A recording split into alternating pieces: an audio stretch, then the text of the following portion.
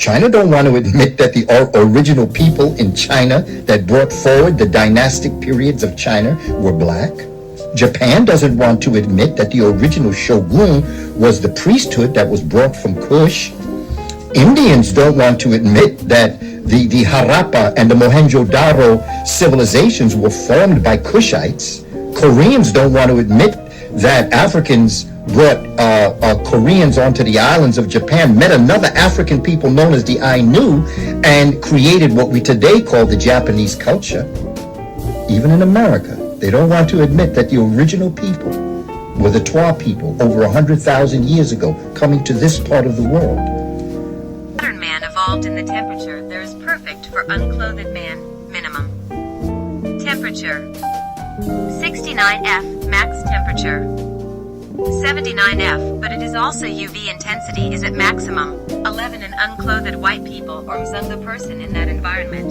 When Sunburn died from sunburn or skin cancer, in short order nature gave black skin to natural humans for a real the Renaissance, and even earlier, European artists took to depicting historical people, as they hoped to look. And in doing so, they made everyone white, but that is not reality. In reality, as shown by RE Greeks, who originated in Central Asia by the classical period, were mostly a mixed race people, the original black Europeans they encountered when they arrived in Europe, circa 1200 BC. Troy, real artifacts clearly show that Anatolians were black people. Jesus was a Hebrew, real artifacts were black people, same with Persians and Egyptians. But one special mention concerning the Egypt artistic license rather, that reflects a simple attempt to lie. Because in fact, it is the image of a real ruler of Egypt during the Ptolemaic period. Greek and Roman artifacts from their respective periods used, along with fake and reworked artifacts of Egyptians and others too, by degenerate race Egyptians, thus indicating that Egyptians, and other ancients, were white people. That is purposeful The real non-African history of modern man begins when modern man started his out-of-Africa, OOA, migrations from southern Africa some 60,000 years ago. He started a process that would eventually result in modern man populating every habitable corner of the world. That first migration saw modern man, after crossing Arabia into India, take a coastal route through southern Asia, down through Malaysia, and then islanding hopping to Australia. This of course took thousands of years. All along the way, leaving behind settlements of people who would populate those areas. The evidence indicates that at least two groups, perhaps at different times, made this journey, the Australoids and the Polynesians. The skeletons of these Australoids and Polynesians will later be found in the Americas, where they were also the first settlers and inhabitants. But please note that by Polynesians we do not mean the Chinese/Japanese/black mixture. Mulattoes, like modern Hawaiians, that the whites tell us are the original people of the Pacific. Rather, we mean the actual black original people of the Pacific, those that whites call Melanesians today. The second migration, OOA, at about 50,000 years ago, saw at least three groups of modern man, Homo sapien, Africans take an inland route across the Arabian Peninsula, into India, through southern Asia, and on up into northeastern Asia. Their one group, that we call Mongols, eventually founded the Xia and Shang civilizations in China. Note that some artifacts suggest that the Shang were of Negroid phenotype, not Mongol phenotype. Another group, of evidently Negroid phenotype, that we call the Jamin, migrated to Japan. The last group were probably initially pure mzungu or albinos, not a put down, that is simply what the evidence indicates. They were made up of at least two distinct subgroups. The 2016 scientific study Ancient Human Migration After Out of Africa seeks to trace modern man's migrations after they left Africa by genetic means. The albinos of India's original people, the Dravidians, those of what we call the Caucasian phenotype, they moved northward through India and into Central Asia. There they became the albino Germanics and Slavs, who later invaded Black Europe circa 1200 BC. Another, the Turks, who roamed all across Asia. They were the last of Asia's Caucasian albinos to be chased out of Asia by the Mongols. The Turks started in the West as the slave soldiers of Arab sultans, when in about 1299 the Turks usurped the Arabs and began creation of the Ottoman Empire. In 1453 AD, they succeeded in defeating the last of the Eastern Roman Empire, Byzantine. In Constantinople, Anatolia, they then renamed Anatolia, Turkey. Another subgroup, who we falsely call Aryans, re-entered India as albino invaders in circa 1500 BC. They made war on their pigmented brethren the Dravidians, temporarily forcing them into the limited range of southern India. The proceeding is generally accepted as scientific fact, except for everyday whites and blacks alike, for obvious reasons. There is no lack of scientific evidence to support it, and the conclusions are logical and straightforward. So why is this scientific history so different from the history that all of us are taught by white people? Why, in fact, have learnt whites so clearly tried to write blacks out of history? Just imagine the temerity of that for a moment. Mankind's youngest and least numerous race, less than 1 billion worldwide, trying to write the original, and by far most numerous race, over 5 billion worldwide, out of history. Gotta be something wrong with those people. Going unsaid, what does that say about blacks who let them? The problem seems to be fear, loathing, and resentment on many levels. The Central Asian Dravidian albino, European white, is very different from all other albinos in the world. All other albinos, or mzungu, choose to mate with, and produce children with, pigmented partners, thereby producing pigmented children with skin colors which range from very dark to very light. See Heredity of Skin Color in Negro White Process by Charles Benedict Davenport, 1913. The Central Asian Dravidian albinos are the only albinos to mate with each other on purpose, thereby guaranteeing that all of their offspring will be albinos just like themselves. This is very strange behavior, because the major shortcoming of an albino is sensitivity to the sun. The fact is that in the world's latitudes below 40 degrees, Mason/Dixon line in the US, the strength of the sun is such that white people cannot work outdoors for sufficient time to do the necessary farming required to feed themselves. Therefore, they have had to enslave or pay pigmented people to do that work for them. The psychological damage done to them because of that physical shortcoming probably explains their often seen animalistic behaviors, which are invariably justified by irrational claims involving corrupt religious concepts and delusional claims of gentle civility. In the Confederate States Manifesto of Reasons for Leaving the Union, Mississippi's primary reason for secession was that very thing, the white man's inability to survive the tropical sun. Quote, Mississippi, our position is thoroughly identified with the institution of slavery, the greatest material interest in the world. Its labor supplies the product, which constitutes by far the largest and most important portions of commerce of the earth. These products are peculiar to the climate verging on the tropical regions, and by an imperious, meaning power or authority without justification, law of nature, none but the black race can bear exposure to the tropical sun. The good, God-fearing people, calling the supposed works of God imperious? These products have become necessities of the world, and a blow at slavery is a blow at commerce and civilization. This particular dynamic has also caused certain schizoid behaviors in whites, as evidenced by Benjamin Franklin's 1751 essay, America as a Land of Opportunity.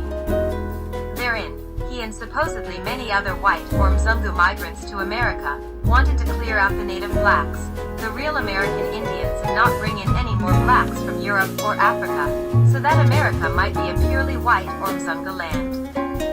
As is clear from the essay, at that time Europe was mostly mulatto and black, so clearly Franklin did not think this through, if not to the Americas, where with victorious whites in Europe send the vanquished blacks.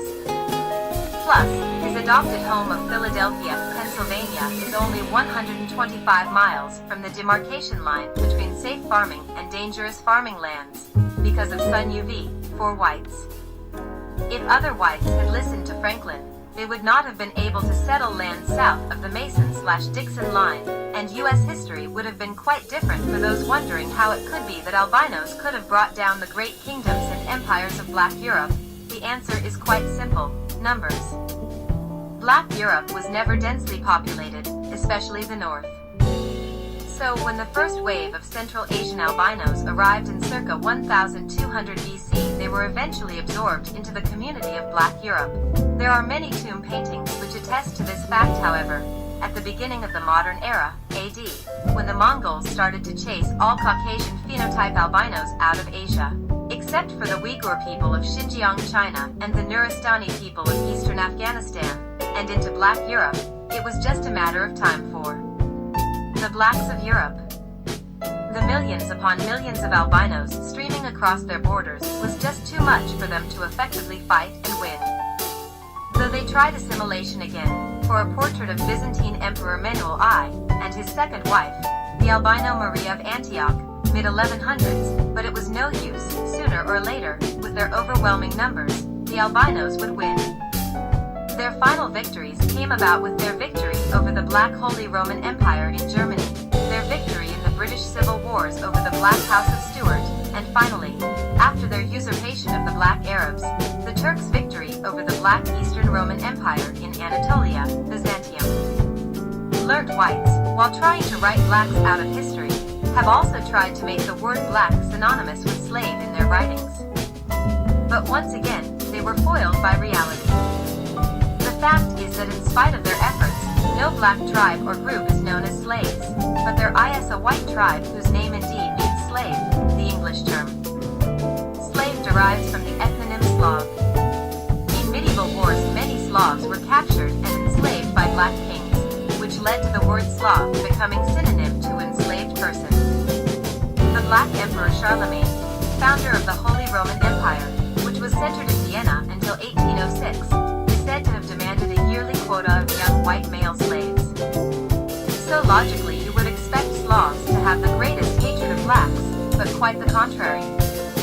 When Rome was sacked by the Albino or Mzungu Germanics in 410 AD, though the papacy remained in Rome, Constantinople became predominant. In 800 AD, Pope Leo III crowned Charles I, King of the Franks, Charlemagne, as Holy Roman Emperor, even though there was already a Roman Emperor in Constantinople. Under the protection of the Frankish emperors, the Pope was once again able to the East-West Schism of 1054, sometimes known as the Great Schism, formally divided the state church of the Roman Empire into Eastern, Greek, and Western, Latin, branches, which later became known as the Eastern Orthodox Church and the Roman Catholic Church, respectively. Today, the majority of contemporary Slavic populations who profess a religion are Orthodox. Yet while the Roman Catholic Church and the newly created Protestant churches busily create bogus images of white Hebrews and original Christians, it is the Slavic Eastern Orthodox Church which still depicts Hebrew and Christian icons in their true black Colorado, but perhaps most amazing, it is the Slavic Russians, who rather than destroy all pictures of their former black kings, actually still display a portrait of their greatest black king, Peter the Great. In their national museum, soon after the last eastward, OOA, migrations began, the glaciers in Europe started to melt, and modern man in the person of the Khoisan-like Grimaldi man entered Europe through the Straits of Gibraltar at about 45,000 years ago. Cro-Magnon entered later at about 35,000 years. All the while, modern man was also migrating northward in East Africa.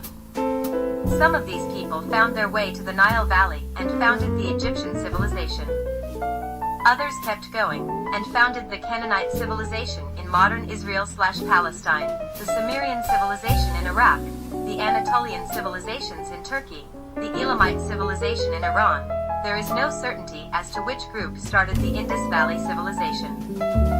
There is also uncertainty as to which group, the Nile Valley people, or Grimaldi people, founded the Minoan and Mycenaean civilizations in Crete and Greece, and the Etruscan civilization in Italy. In 1492 Christopher Columbus discovered the New World, that set in motion the murder, conquest, and subjugation of the Native Americans, which were Paleo-American blacks and Clovis Mongols, and the movement of millions upon millions of whites to the Americas. The result was that out of the approximately 100 million people living in the Americas at the time of Christopher Columbus's landing, by 1658 AD, only 15 million remained alive. And oh, by the way, as it turns out, blacks have the least susceptibility to disease of all humans. So clearly, the diseases killed the original Americans story was just one of many white lies. Under the heading, if only they knew then what they know now. In description of Europeans, these barbarians, Europeans, have a grim look, untidy hair, and an ant smell. They have no rituals worthy of the name, they're liars, and are rather arrogant.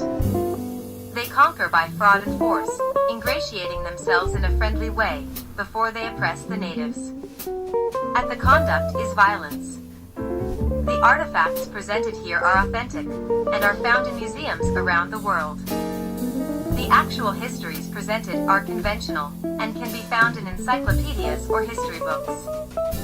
The difference being, that where whites superimposed themselves, and fake images of themselves, we provide authentic images.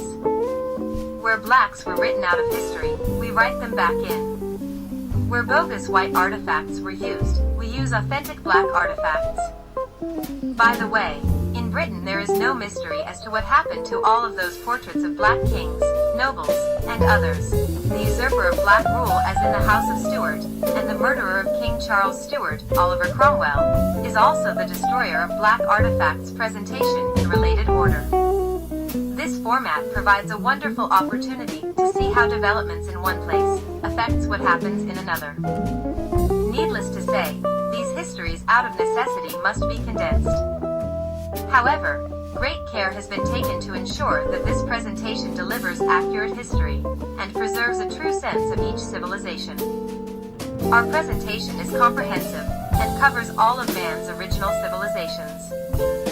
There are many portraits of common blacks still in existence in Europe. For those still not convinced of the degenerate, lying nature of the albinos, we offer their explanation for these native European blacks, they're Africans. That's right, whenever a portrait of a European black is encountered, the explanation is always, it's an African.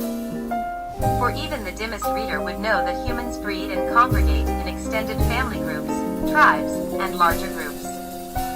So upon seeing a few, the question would be, where are the rest? As we all know, the best way to hide something in plain sight is to call it something else. Thus Russian General Ganibal is described as an African. And what about Duke Albert? Is he also an African? Also Elector Frederick III? Is he also an African? Going back even further, was Roman Emperor Valerian an African? Were the above people Africans? Of course not, understanding that we all originated in Africa. Likewise this lovely, finely dressed little boy was not also. The lessons learned in the previously detailed degenerate habits of the albinos or mzungu need to be learned well, for the material following will test your cognitive abilities. As we have seen, the albinos or mzungu use the trick of declaring all blacks in Europe as recently expatriated Africans to explain their lingering vestiges. This same trick is used extensively in other settings in the preceding material. Great attention must be paid to IT. In the preceding pages we demonstrated that up to the late medieval Europe, and in this case Britain, was teeming with black nobility and commoners. Yet today, just a few hundred years later, there are none, zero, native blacks in Britain. Here we present the 2001 census results for Britain. How did that happen? From here on, British history is companion to the German state's history. The albinos in those two countries, along with Holland, acted in concert. As a reminder, the British, Germans, and Dutch are the same people. You will find that throughout modern history, they were responsible for almost all of the great atrocities committed by man. Be mindful also that the majority of the albino population of the United States is also made up of these people. Throughout recorded history, black rulers have always used religion as the legitimizing agent for their rule.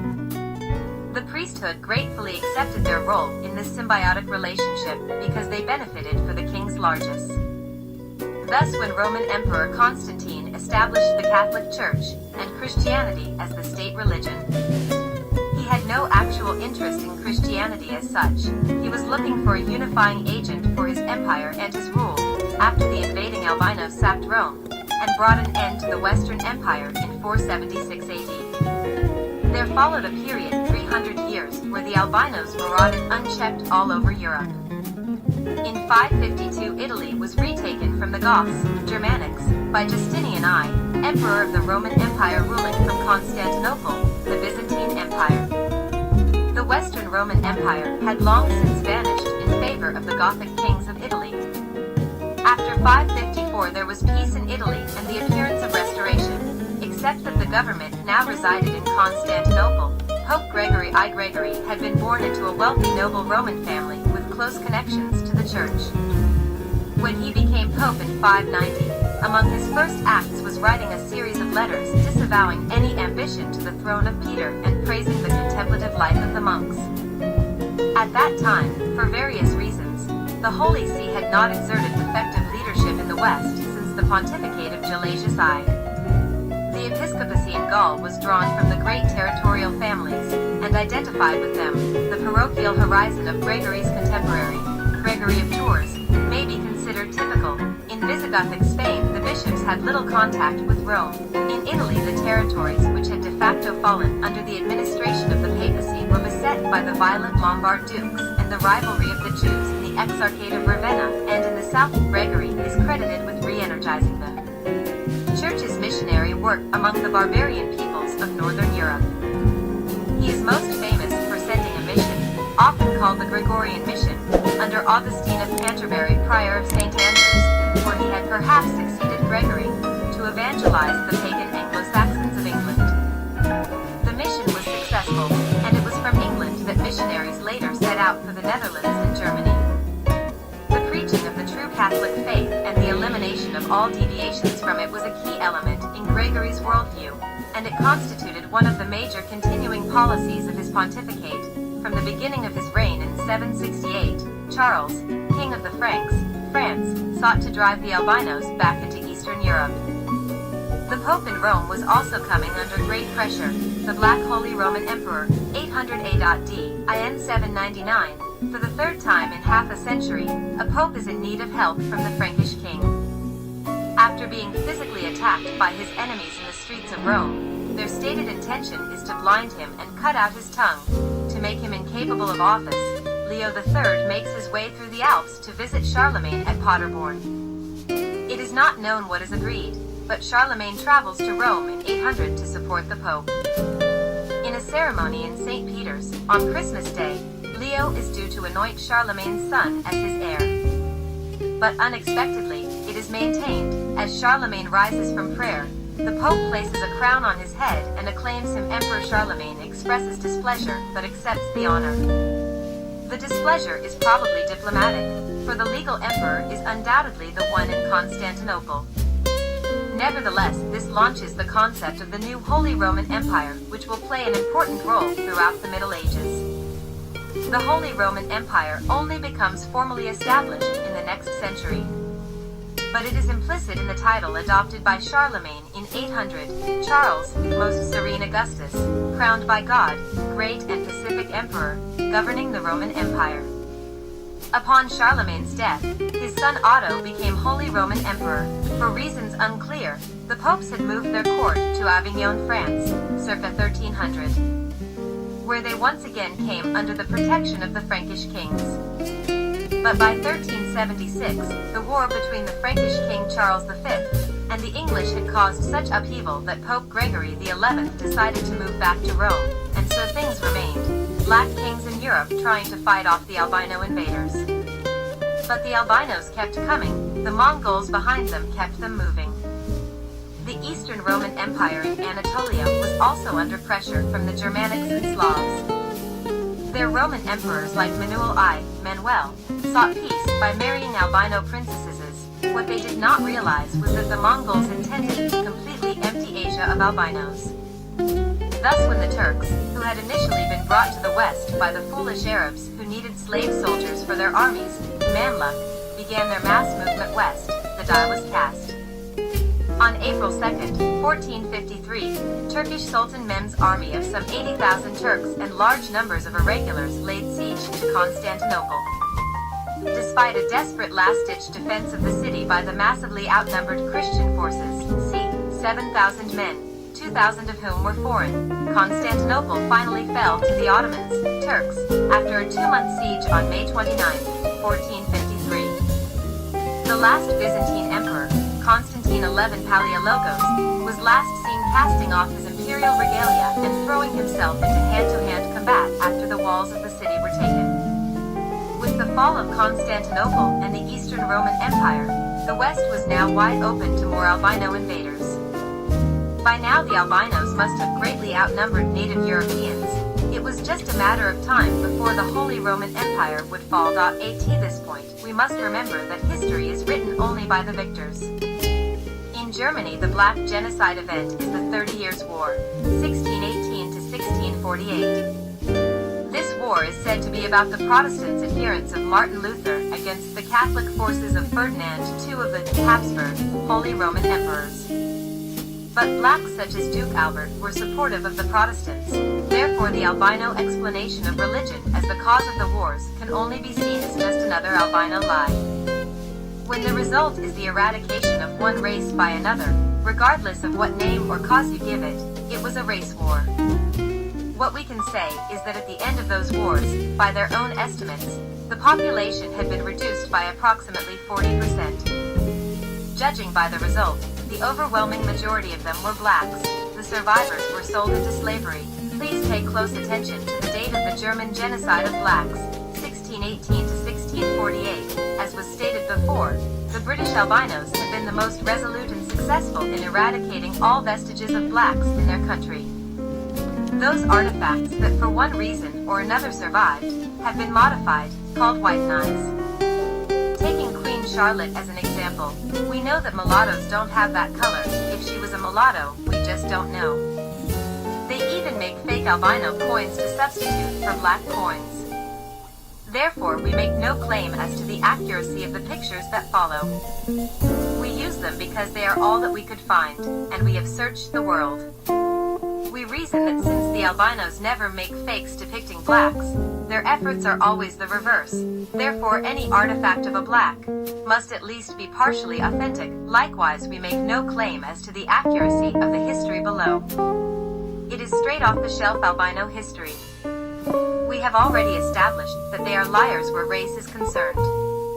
But when they think that there is no danger of the race of the subjects being exposed, the tendency is to more or less honest reporting. At the same time, we must remember that they claim that the genocide events were religious conflicts. After reading the following, it will be clear that is a lie. But what choice is there for using their material? Since the material for almost all of our histories are in albino hands, our only recourse is to use their material, but use critical analysis and cross-referencing to find the truth. As the saying goes, you have a brain, use it. The history of Great Britain. The Romans invaded Britain in 43 AD. Roman Britain was the part of the island of Great Britain from AD 43 until ca AD 410. The Romans referred to the imperial province as Britannia. After the Romans left, Britain was invaded by Anglo-Saxons, a general term referring to the Germanic peoples who came to Britain during the 5th and 6th centuries, including Angles, Saxons, Frisiae, and Jutes.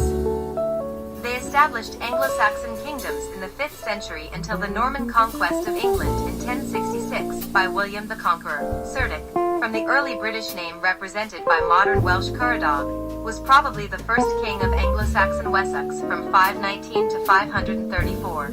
Cited by the Anglo-Saxon Chronicle as the founder of the Kingdom of Wessex and ancestor of all its subsequent kings, and 779, Kinewulf was defeated by Offa of Mercia at the Battle of Bensington, and Offa then retook Berkshire, and perhaps also London. Despite this defeat, there is no evidence to suggest Kinewulf subsequently became subject to Offa, as his successor, Beorhtric, did. Ethelbert, also called Saint Ethelbert the King, died May 20th, 794 at Sutton Walls, Herefordshire. He was king of East Anglia, an Anglo-Saxon kingdom which today includes the English counties of Norfolk and Suffolk. Little is known of his reign, which may have begun in 779, according to later sources. It is known from the Anglo-Saxon Chronicle that he was killed on the orders of Offa of Mercia in 794.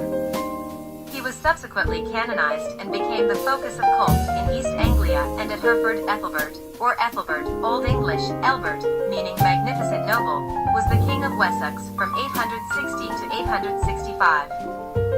He was the third son of Ethelwulf of Wessex and his first wife, Osburga.